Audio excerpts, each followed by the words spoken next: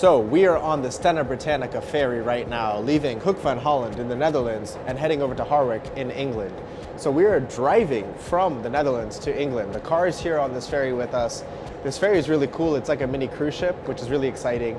And this is another way to travel from mainland Europe over to the UK with the car, which is really cool. So I'm excited to try that, drive a little bit in the UK and show you a little bit about that. We're going to be heading to Bath and driving around the London area as well. So I'll be sure to cover what it's like to drive around England, especially driving a left-hand drive car on the wrong side of the road, which is really interesting. I previously covered driving to the UK via Calais, via the Eurotunnel.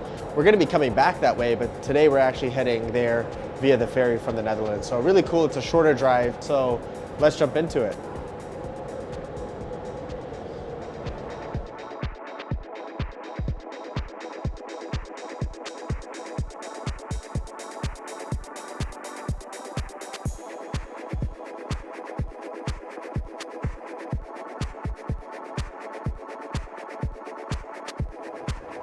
So we've gotten off the ferry, we've made it here. We're currently at Diddley Squat Farms, so if you know, you know. So we're starting this journey kind of at this stop and gonna be driving around a little bit.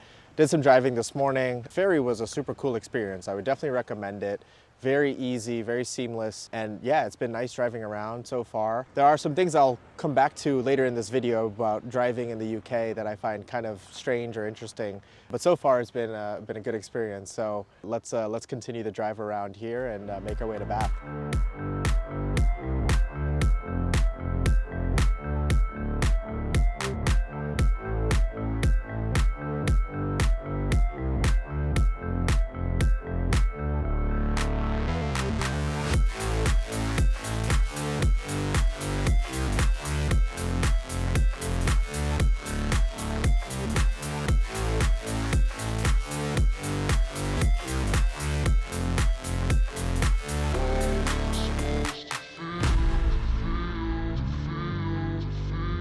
So we're just outside of Bath, England right now, and we spent the past couple days driving around the countryside of England from the last location where I was at to Bath.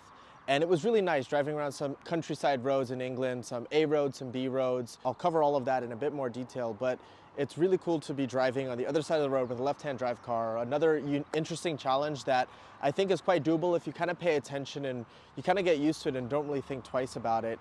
If you really keep to the left and remember that you should be on the curbside if you're driving a left-hand drive car on the left side of the road. So that hasn't been too much of a challenge. The city of Bath was a beautiful city. I would highly recommend it. And one of the things that's been interesting being in England is it's very car-oriented, or a bit more car-oriented than I'm used to in the Netherlands, which is kind of nice. So there was a lot of city parking lots around the city center of Bath. And what was really cool is the way to pay for parking in these city parking lots was all mobile. They used these app clips, which was really easy on the iPhone with Apple Pay. So super easy to drive to the city center, park, and pay, which is really, really cool. Now we're gonna be heading to Stonehenge, so driving on some more English countryside roads, and then eventually make our way to London later today. So I'll be sure to cover all of that in more detail.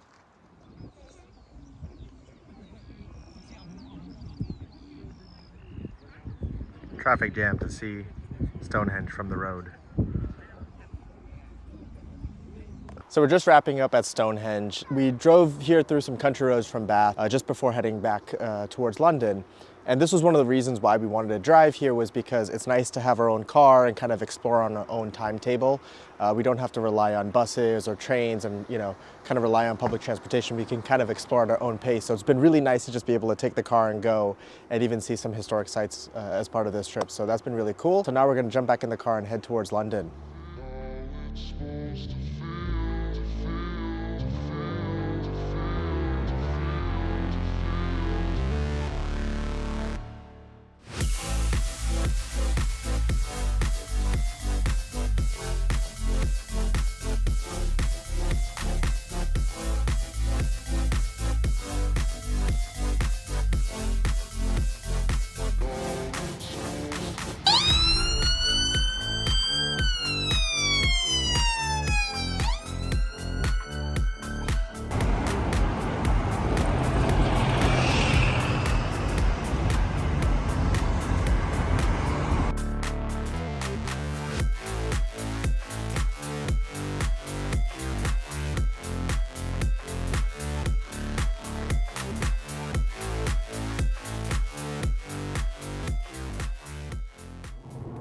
So we're currently making our way back to Amsterdam, currently leaving the UK, heading this time back towards the Eurotunnel. So we came here over on the ferry, which was a cool experience, as I mentioned, and now we're going back the more traditional way that I've gone before, which is the Eurotunnel.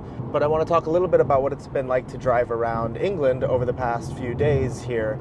And it's been great. As I've mentioned, it's been great to have the car with me and being able to explore kind of the more rural countrysides of England. Prior times that I've come to the UK, it's primarily just been London oriented, and London is a great city, but as I mentioned, it's been nice to see other parts of England, including Bath, and we made our way to Stonehenge as well, and then spent the last couple days in London itself. So there's a few things that stand out to me about driving here, aside from driving on the other side of the road with a left-hand drive car. The first thing I want to mention is speed limits, speed cameras, everything about speed.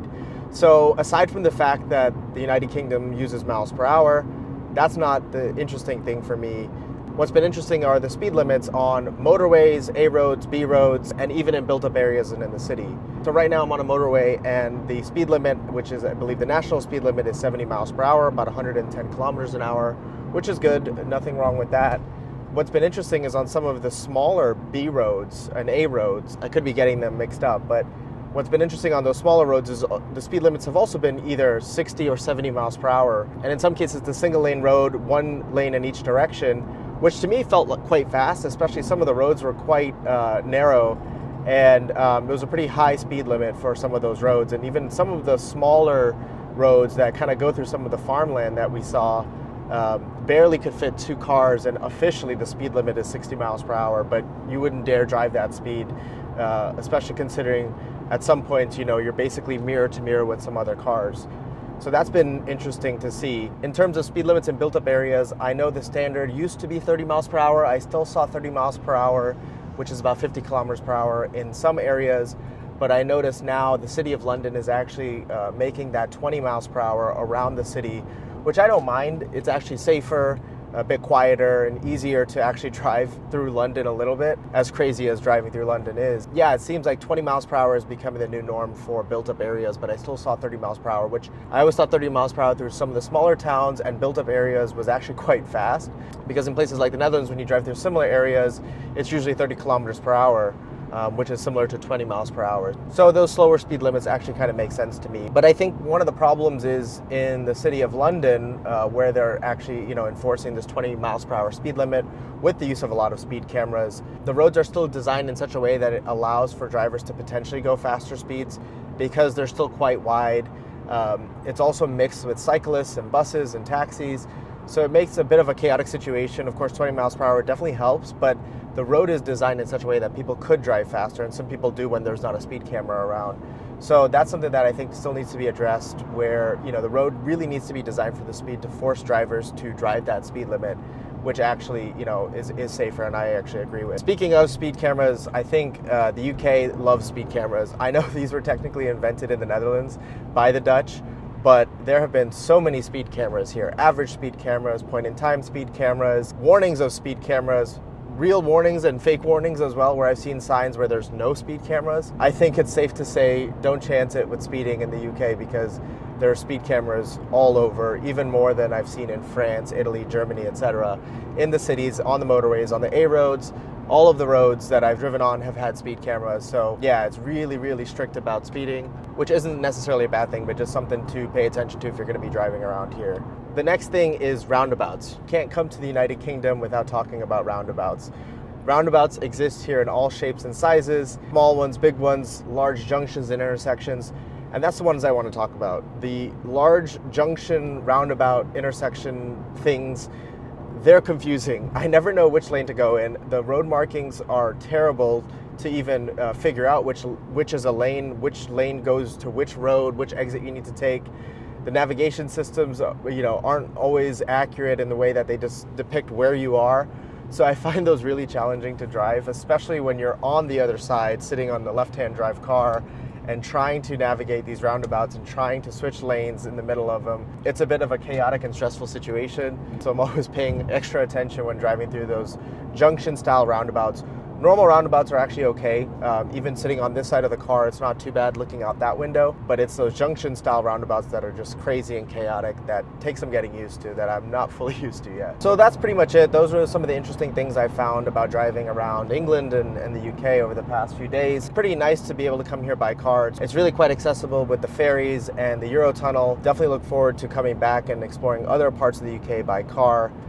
Being, you know, car oriented, I think, or more car oriented, it's quite easy to navigate and drive around here.